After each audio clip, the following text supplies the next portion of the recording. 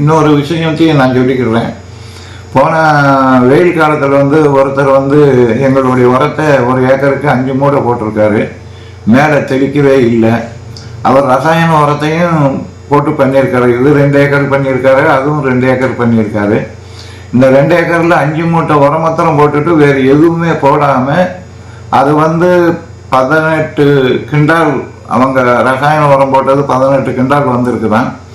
இது 25 கிண்டால், அதை விட 7 கிண்டால் 8 கிண்டால் ஜாஸ்தியாக வந்திருக்குதுன்னு அவன் சொல்லிட்டு போனான். நாங்கள் முதல்ல என்ன நினைச்சோம்னு சொன்னோம்னா, நம்ம இன்னையும் போட்டு பார்க்கல, எத்தனை மூளை உரம் போட்டோம்னா எத்தனை கிண்டால் வருதுங்கிறது நாங்கள் இன்னையும் நம்ம பார்க்காம எதுவுமே சொல்லப்படாதுங்கிறதுக்காக நாங்கள் இந்த வருஷம் உங்களுக்கு யாருக்குமே உரம் தர முடியாது, ஆயில் மேலே தெளிக்கிறதுக்கு மாத்திரம் கொடுக்குறோம்னு சொல்லிட்டு வந்தோம்.